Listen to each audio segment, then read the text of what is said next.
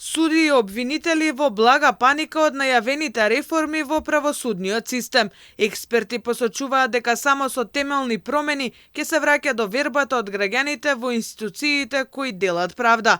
Да се ремонтираат клучните институции во правосудниот систем, судскиот и обвинителскиот совет и управниот одбор на Академијата за суди и јавни обвинители, со носење на нови закони во собранието. Во вакви клучни институции мора транспарентноста да е на највисоко ниво и со нив да раководат луѓе со интегритет, вели поранешниот антикорупционер Ѓорги Сламков.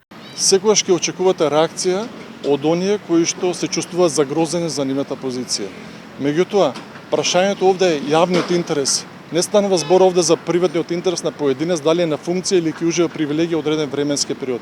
Суштината е јавниот интерес, а јавниот интерес е владењето на правото. Потребни се судии со интегритет кои ќе овозможат да имаме професионално независно судство, предупредува и поранешната врховна судијка Вера Коцо. Иако треба да бидат истакнати правници и од редот на сите судови во државата, меѓутоа тоа не се покажа дека е баш така.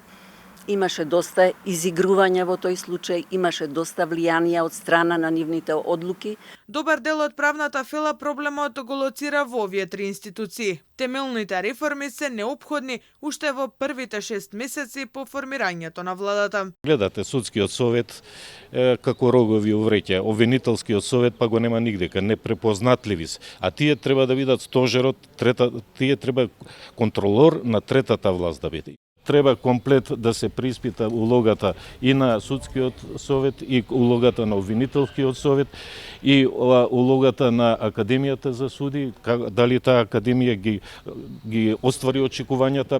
Очигледно е дека институциите не функционираат и штом не функционираат институциите, резултатот е тој. Сегде ќе има.